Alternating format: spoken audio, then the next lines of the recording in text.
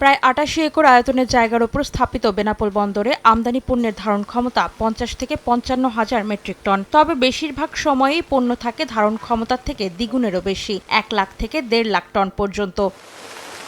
এছাড়া এ পথে রেলে পণ্য আমদানি হলেও সেটি আর না থাকায় খোলা আকাশের নিচেই রাখতে হচ্ছে পণ্য। এতে বৃষ্টির পানিতে ভিজে মান নষ্ট হচ্ছে আমদানি পণ্যের। রয়েছে পণ্য চুরির অভিযোগও। আমাদের রেলে যে পণ্যগুলো আসে এই পণ্যগুলো রাখার জন্য সাইডে কোনো স্পেস নেই রেলের সাইডে, যার কারণে এই পণ্যগুলো আমাদের কাদার ভিতরে রাখা লাগছে নতুন ট্র্যাক্টরগুলো। পানির সময় কাজ করতে অনেক অসুবিধা হয়। এছাড়া জলবদ্ধতার কারণে বছরের পর বছর পণ্যগাড়ে পানি ঢুকে ক্ষতি হলেও টনক নড়ছে না বন্দর কর্তৃপক্ষের। অভিযোগ আমদানিকারকদের। পানি নিষ্কাশনের কোনো ব্যবস্থা নাই। সামান্য কিছু বৃষ্টি হলেই বন্দরে সেটে পানি জমে আমাদের মালামাল ক্ষতিগ্রস্ত হয়ে যায়। তবে দীর্ঘমেয়াদী পরিকল্পনায় ড্রেনেজ ব্যবস্থা ঠিক করে সমস্যা সমাধানের আশ্বাস বন্দর কর্তৃপক্ষের।